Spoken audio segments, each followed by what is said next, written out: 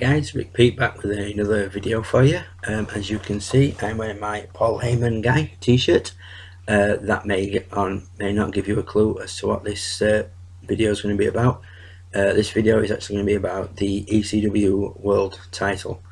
Now, I'm not going to reel off a load of facts that you can quite easily look up on Wikipedia for yourself. I'm basically just going to do a quick video on the ECW World Title as I remember it. Again, living in the UK, ECW was something that wasn't very easily available to us. Luckily I knew someone who got the channel that it was shown on in the UK, so she used to record it onto a videotape for me. That shows you how far back we're going now for me. And I used to go up to the house, collect it, watch it, take her the tape back up. She'd take it to the end of that one I'd watched, take me the next one, and then when the tape was full, rewind it to the beginning and do it again. Did that for a long time, and then I actually found some ECW DVDs and bought them, watched them, and I loved it. Lost touch with it, and says it wasn't so easy to get hold of in the UK. And then WWE obviously did the relaunch of ECW. Wasn't as good as the original, but having said that, it was never going to be. The original was a one-off. There will never be another ECW, as much as Vince McMahon liked to have thought he could have done. What I will say to anybody who's maybe not unfamiliar with much of ECW, the original ECW, is check out this book, The Rise and Fall of ECW. A really good read. Basically just tells you the backstory about ECW, how it started, what happened, and which led to its ultimate demise. Also, there's plenty of DVDs you can get. These are a couple of Rise and Fall of ECW, basically the DVD of the book. If you can't be bothered reading it, it's a good watch. And then there's these two, which are the most extreme matches and Extreme Rules, which is again is just basically more of the same, the glory matches. WWE have released Blu-rays such as these, ECW Unseen Volumes 1 and 2. I haven't got Volume 3 yet. I do plan on getting it though. But anyway, yeah, so I'll crack on with my video. Basically, as everybody knows, most people know, if you are wrestling fans, ECW was originally Eastern Championship Wrestling. It was part of the NWA, but due to some backstage politics involving the NWA, ECW, Eastern Championship Wrestling, decided they were going to go their own way. So Shane Douglas won a match against Too Cold Scorpio for the NWA World Title. He then famously threw the title down, picked up the Eastern Championship Wrestling title, declared that the only world title that was worth anything. He said he didn't want to be the champion of a company that had been dead 7 years. 7 years? Yeah, he said he didn't want to be declared championship, so then picked up the Eastern Championship Wrestling and declared that is the world title. So yeah, I mean obviously everybody knows Paul Heyman is associated with ECW. He was brought in as a replacement for Hot Stuff Eddie Gilbert, who had a massive fallout with Ted Gordon. Ted Gordon fired Eddie Gilbert, put Paul Heyman in charge of booking. Paul Heyman was obviously well known on TV in various companies as Paulie Dangerously, and the rest, as they say, is history. Paul Heyman made ECW a brand all of its own. It stood out from WWF as it was then, WCW. So it was more like low budget, gritty. It was basically filmed in an old warehouse. It was often dubbed the Bingo Hall. It's known as the ECW Arena. Basically they had a loyal fan base who came to watch ECW all the time. They had various different television deals. I can't remember who exactly they were with, but they had a few different ones. They did pay-per-views, some of which you can get on DVD. I have a couple, not many, all of which you can watch on the WWE network for just $9.99. Or most of them you can watch on there. I've watched a couple on there that were quite good.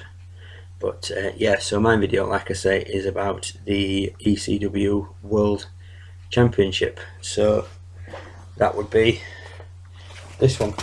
Firstly, the purple lettering one.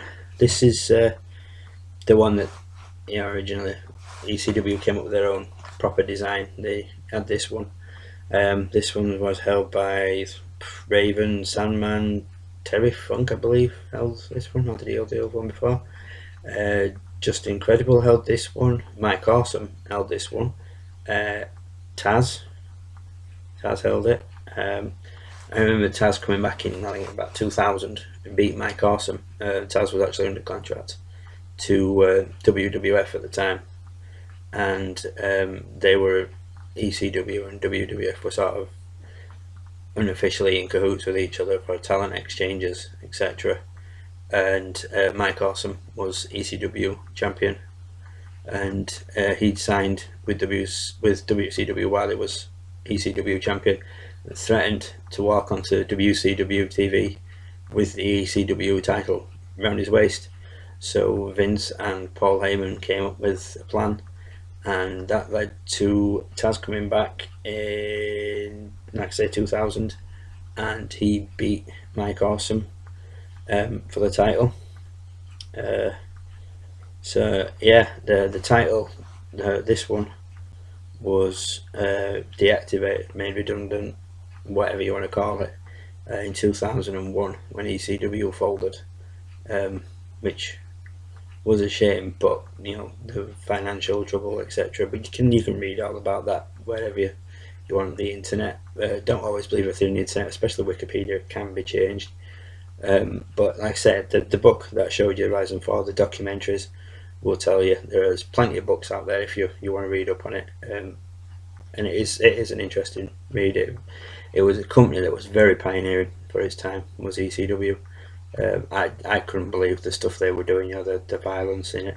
It wasn't just like gratuitous. It was at times, but sometimes it was just like the first time I'd seen a ladder match since WrestleMania 10, Shawn Michaels and Razor Ramon.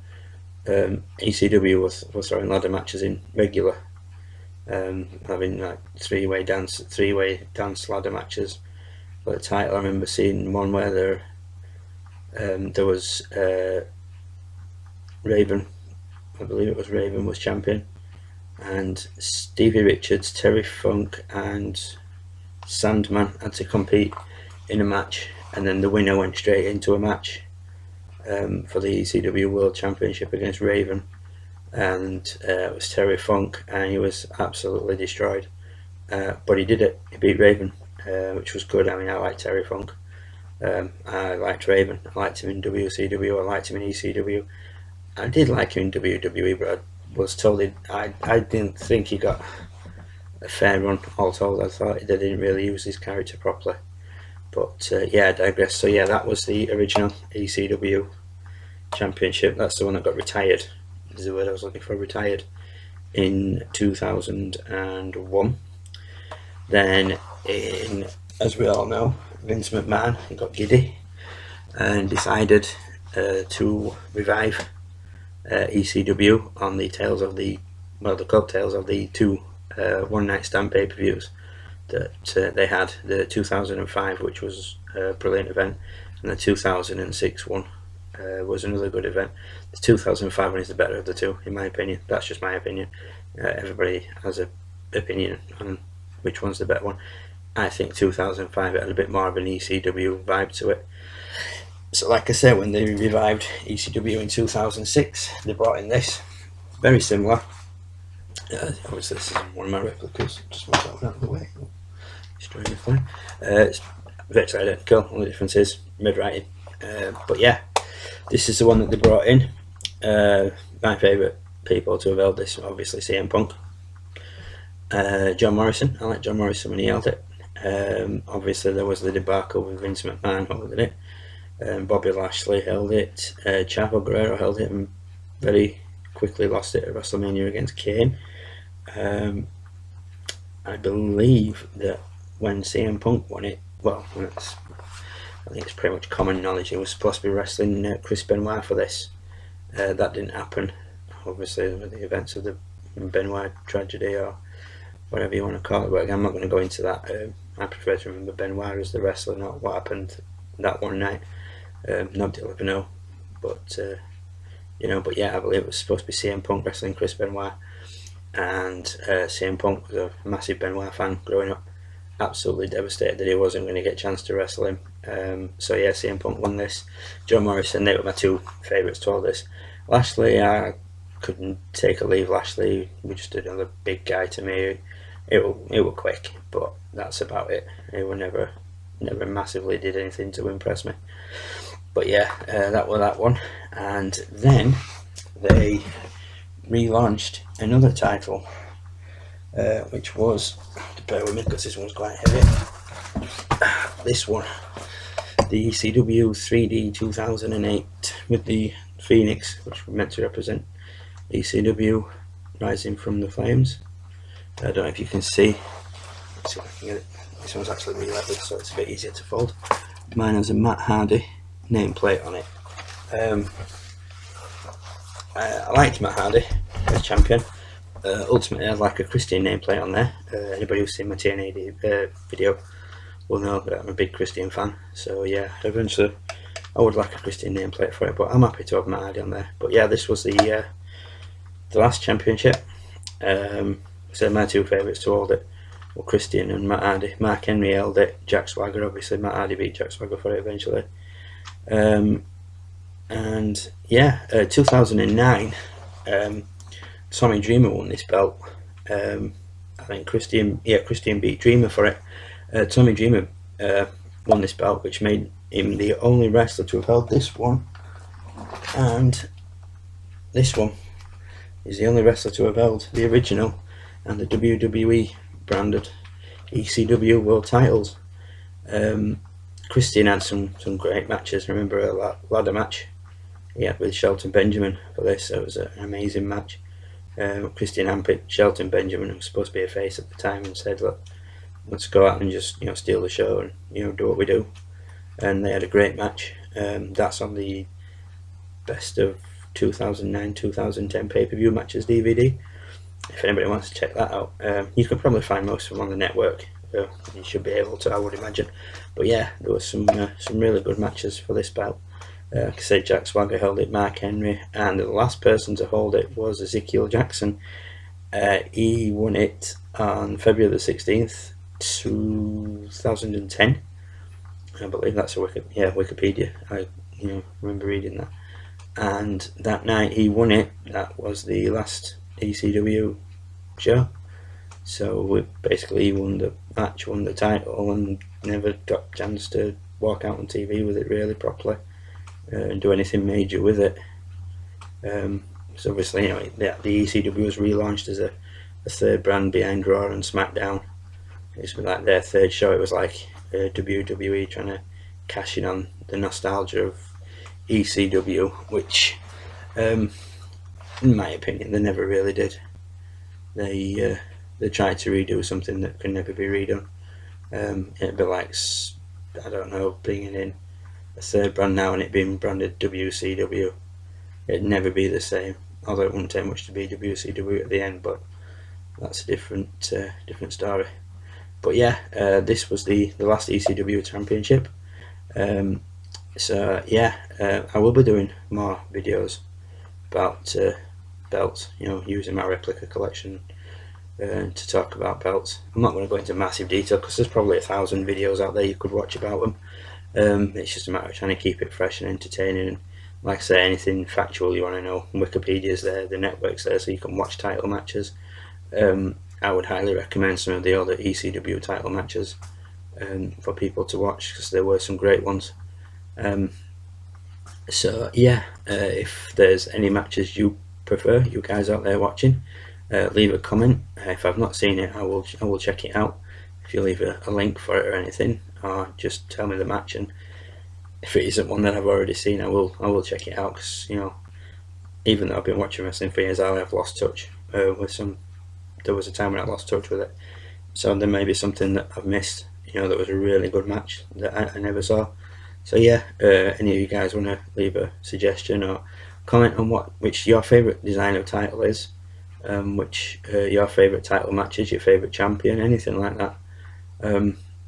then feel free to leave a comment in the comments box. Again, thank you guys for subscribing. Those of you who have, thanks for you guys who are watching. If it's your first time, I hope you found the video quite interesting. I will be doing some more, like I said, using my replica belts, and we're talking about them. But most of the belts I've got, there is a reason I bought them. I haven't just bought them for the sake of it. There's a special reason why I bought them. So I will be doing videos on them over time. Again, if you want to check out OWO Fan 19 channel, Josh James, he does a great show. His earlier shows, he did belt reviews and stuff like that. He did a lot of really good shows. I'm hoping somewhere I can get mine to his sort of level. But yeah, so anyway, thanks a lot guys for watching. Like I say, if you've got any comments about any favourite matches you have, an ECW World Title match, let me know in the comments section below. Leave a link if you can. If not, just tell me what it was and I'll see if I can find it. And if you've got any, like I said, particular favourite champions for each title, each phase of the belt, then leave a comment and I'll read them and I'll try and reply to you. So yeah, that's it for now. Thanks a lot for watching. Thanks you guys for subscribing, and I'll see you again soon with a new video. Bye.